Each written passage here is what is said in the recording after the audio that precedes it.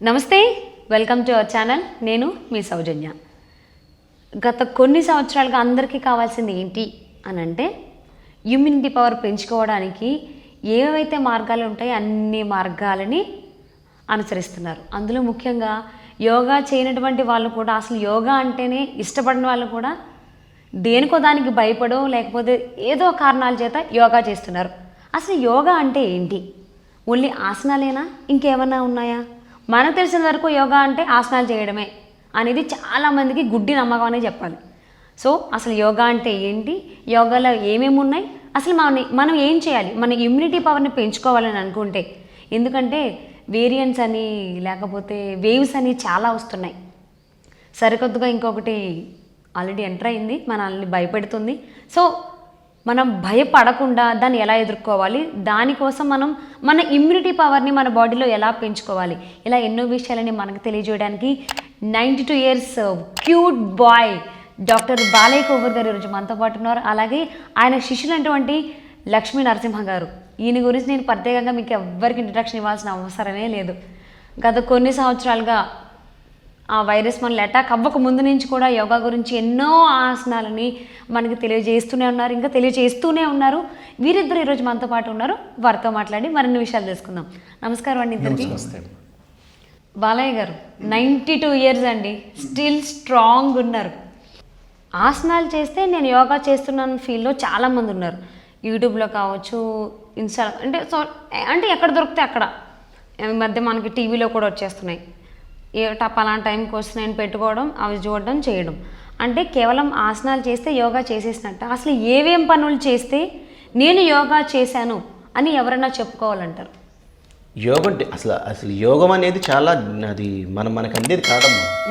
ఇప్పుడు రాజయోగం, కర్మయోగం, భక్తి యోగం, జ్ఞాన యోగం, ఇవన్నీ ఇప్పుడు మన చాగంటి కోటేశ్వరరావు గారు చెప్తున్నారు, గరికపాటి నరసింహారావు గారు చెప్తున్నారు, మన పరిపూర్ణానంద గురూజీ చెప్తున్నారు, మన రామ్దేవ్ బాబా గురూజీ చెప్తున్నారు. ఇవన్నీ చాలా మంది గురువులు ఉన్నారు. వాళ్ళందరూ ప్రవచనాలు అవంతా వేరు. మనం అంత సబ్జెక్ట్ చెప్పే అంత పెద్దవాళ్ళం కాదు. మనం ఎంత లైక్ అతి సూక్ష్మమైనటువంటి మానవులం మనం. మనకు అసలు అంత నాలెడ్జ్ లేదు, మనం అసలు అంత మాట్లాడకూడదు. యోగం అనేది చాలా పెద్ద వర్డ్. యోగం అంటే ఏంటి? ఆ యోగంలో ఎవరు బతుకుతున్నారు? అంత హాయిగా ఎవరు జీవిస్తున్నారు? ఎవ్వరికీ లేదు. సో యోగం అంటేనే కలయిక. ఇవాళ బాడీ ఆర్ మైండ్ అంటున్నారు, భార్యాభర్తలు అని చెప్పొచ్చు, అమ్మా నాన్న అని చెప్పొచ్చు, లేదంటే ఫ్రెండ్స్ అని చెప్పొచ్చు. రెండింటి కలయిక అన్నారు యోగం అంటే. అది ఆత్మ పరమాత్మ అయ్యవచ్చు. ఇప్పుడు మీరు కళ్ళు మూసుకోండి, ధ్యానం చేయండి, పరమాత్మని మీలో వశమైపోతున్నాడంటే ఈలోగా అప్పులోడు గుర్తొస్తాడు, ఈలోగా పాలోడు గుర్తొస్తాడు, నెలగాంగలు అన్నీ గుర్తొస్తుంటాయి. ఎంతవరకు సాధ్యమైంది? అలాంటి డిసప్పాయింట్ కాదు. అన్నీ కంట్రోల్ చేసేది యోగం. యోగాన్ని ఒకసారి మీరు నేర్చుకొని ధ్యానంలో వెళ్ళి గురువులు చెప్పిన పద్ధతులు పాటిస్తూ బోల్డ్ మంది గురువులు ఇప్పుడు ప్రపంచంలో అందరూ ఇవాళ రేపు సులువుగా నేర్చుకునేది ఏంటంటే మెడిటేషనే, ధ్యానం అని చెప్తారు. నేను ధ్యానం చేస్తున్నానండి, వాడి దగ్గరికి వెళ్ళి మాట్లాడితే కొడతానికి వస్తాడు. అవును, నేను యోగా టీచర్ అని అంటే మొత్తం ముందు వరుసలో ఉండేది ఆయనే ఉంటాడు. కళ్ళు తాగడానికి స్వార్థానికి ఇప్పుడు దీంట్లో ఏముంటుందండి?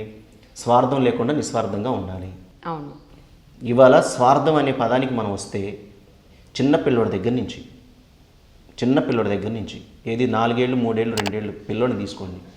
వాళ్ళ డాడీ ఏదన్నా ఇంటికి తీసుకొచ్చేస్తే వాళ్ళ డాడీ అని కూడా పరిగెత్తుకుంటూ వస్తాడు. నెక్స్ట్ డే వస్తే ఎందుకు నాన్న తేలేదు అని అడుగుతాడు కదా. సో ఇప్పుడున్నటువంటి ఎక్కడంటే మన ఆహార విధానం మారిపోయింది. మన ఇంట్లో చెప్పే పెద్దవాళ్ళు తక్కువైపోయారు. మనకి పేరెంట్స్ దూరం చేసుకున్నాం, అమ్మా నాన్నని దూరం పెట్టాం. నా నినాదం ఏంటి? అమ్మా నాన్నని పూజించండి, అష్టైశ్వర్యాలు సంపాదించుకోండి. నా నినాదం ఇప్పటి నుంచి కాదు. అమ్మమ్మ పెట్టే ఆవకాయని మీరు అవాయిడ్ చేశారు, అమ్మేసే అట్లని అవాయిడ్ చేశారు, నాన్న తిట్టి వాటిని అవాయిడ్ చేశారు. లాస్ట్కి అమ్మా నాన్న పూజ చేసుకోవడం మర్చిపోయారు. అమ్మ అంటే ఏంటో తెలియకుండా, నానంటే ఏంటో తెలియకుండా, వాళ్ళు పడే కష్టం ఏంటో తెలియకుండా. ఈరోజు ఫస్ట్ యోగం మన ఇంట్లోనే ఉందండి, బయట ఎక్కడుంది? యోగం అంటే అన్నీ నువ్వు చేసే పనిలో యోగం ఉంది, మనం జీవించే విధానంలో యోగం ఉంది, మనం మాట్లాడే మాటలో యోగం ఉంది, మనం చూసే చూపులో యోగం ఉంది, మనం పీల్చే శ్వాసలో యోగం ఉంది, మన చుట్టూ అందమైన ప్రకృతి ఉంది, ప్రకృతిలో యోగం ఉంది. ఆ ప్రకృతినే మనం పాడు చేసుకుంటున్నాం. నాలాంటి చిన్న చిత్తక వాళ్ళు మాట్లాడితే ఇవన్నీ మాట్లాడతారా? వింటారా ఎవరైనా? సౌజన్య గారు, బాలయ్య గారు, నరసింహ చెప్తే తింటారా? మనకంటే పెద్ద మేధావులు. మనం ఏంటంటే నేర్చుకున్నదాన్ని ఏదోటి చెప్పాలి, ఎవరికొకరికి కనీసం నాకంటే కొంచెం తెలివి తక్కువ వాళ్ళు ఉంటారు కదా, నాకంటే కనీసం ఎవరు యాక్టివిటీ చేయని వాళ్ళు ఉంటారు కదా, వాళ్ళకు ఉపయోగపడిద్ది నేను. ఎవరో ఒకరు తెలియని వాళ్ళకి ఏదో ఒక మూల అంతే. నాకంటే మేధావులకి నేను ఇప్పుడు మళ్ళీ మీ ఛానల్ సభాముఖంగా నేను చెప్పేది ఏంటంటే, ఛానల్ ముఖంగా నేను చెప్పేది ఏంటంటే, నాకంటే తెలియగల వాళ్ళకి, నాకంటే యోగులకి, నాకంటే ప్రముఖులకి నేను చెప్పట్లేదండి. నన్ను అర్థం చేసుకొని నేను చెప్పే మాటలు వేరే వాళ్ళకి ఎవరికి నేను అర్థం చేసుకో, అంటే మనం చేసే పని ఎవరో ఒకరికి ప్రపంచంలో ఏదో ఒక మూలకు ఉపయోగపడిద్దో అని చెప్పేసిన తాపత్రయంతో ఆయన దగ్గర ఉన్న సబ్జెక్ట్తో నాకు నచ్చింది. ఇప్పుడు స్వేచ్ఛ జీవులు, స్వతంత్ర వాక్కుపరులు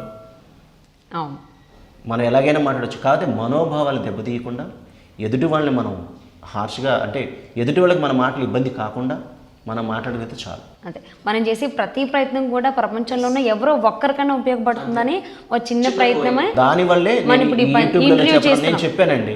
నేను ఇప్పుడు జంతు గమనాల్లో ఇప్పుడు గురువుగారు జంతు గమనం బుక్ రాశారు, జంతు ఆసన గమనం అని రాశారు. దాంట్లో క్రొకడైల్ వాక్ ఉంది, లిజర్డ్ వాక్ ఉంది, ఎలిఫెంట్ వాక్ ఉంది, టైగర్ వాక్ ఉంది, క్యామిల్ వాక్ ఉంది, సో స్నేక్ రోలింగ్ ఉంది. తర్వాత అలా చెప్పుకుంటూ వెళ్ళిపోతే జంతు ఆసన గమనం అన్నారు. ఈరోజు ఒకటే క్వశ్చన్ చేస్తున్నాను. కొన్ని నేను చెప్పే ఆసనాలు కూడా కొంతమంది కామెంట్ పెడతారు, కొంతమంది చూస్తూ ఉంటారు. ఈ ఆసనం ఎక్కడ కనపడలేదుగా, ఎక్కడ దొరికింది, ఏ బుక్లో ఉందని కూడా కొంతమంది అడిగిన వాళ్ళు ఉన్నారు. ఎక్కడ ఉంటే బుక్? ఇప్పుడు పరమాత్మ చూపించమంటే మన నరసింహారావు గారు ఒక మాట చెప్తారు. మా గురువుగారు, నేను అందరినీ గురువుగారి ఫీల్ అవుతాను, ఎవరినైనా సరే. చాగంటి కోటేశ్వర గారు కానివ్వండి, గరికపాటి నరసింహారావు గారు కానివ్వండి, పరిపూర్ణన్న కానివ్వండి, రామ్దేవ్ బాబా గురూజీ కానివ్వండి, ప్రతి ఒక్కళ్ళు. ఎందుకంటే వాళ్ళు ఏమండి ఒక గొప్ప వ్యక్తిగా అవడానికి ఎన్నో శ్రమలు, ఎన్నో వాళ్ళ అమ్మా నాన్న చేసుకున్న జన్మ ఏదో ఉంటుంది, పూర్వజన్మలను మనం నమ్ముతాం కదా, పూర్వజన్మ కృతఫలం ఉండాలండి వాళ్ళంటే. వాళ్ళు ఏదో నార్మల్గా చెప్పరు. వాళ్ళు ఎంత అనుభవించి, వాళ్ళు ఎంత తాపత్రయపడి, ఎన్ని అవకతవకల్ని వాళ్ళు దాటుకొని, ఎన్నో ఒడిదుడుకులు దాటుకొని అక్కడికి వెళ్తే కానీ గురువులు కారండి. అందుకని గురువులు అని ఎవరిని పెడతాం నేను అన్నాం. ఇవాళ ప్రతి ఒక్కళ్ళు యోగా టీచర్లు అందరూ నేను గురువుని ఏదో కొంచెం అంత గడ్డం మించేసి సంథింగ్ నా ఏజ్ వాళ్ళని నేను చెప్తున్నాను, ఏ గురువుని కాదు నేను. సో వాళ్ళందరూ కూడా నేను గురువు అని పిలిపించుకునేదానికి ఒక అర్హత ఉండాలి. పిలిచినంత మాత్రాన వాళ్ళు అయిపోరు, దానికి మనం ఎగిపించాల్సిన అవసరం లేదు. సో గురువు అంటే దాని గురించి అన్ని తెలిసి ఉండాలి. అలాంటి వాళ్ళ మనం గురువు అని పిలుస్తాం. చాలా సంతోషంగా ఉంది గురువు గారు, బాలయ్య గారు, నెక్స్ట్ నరసింహ గారు. మీ విలువైన సమయాన్ని మా ప్రేక్షకుల కోసం కేటాయించి యోగాకు సంబంధించి అసలు యోగా అంటే ఏంటి, అందులో ఉన్నది ఏంటి అని ఇలాంటి ఎన్నో విషయాలను మా అందరికీ తెలియజేసేందుకు ధన్యవాదాలు ఇద్దరికి.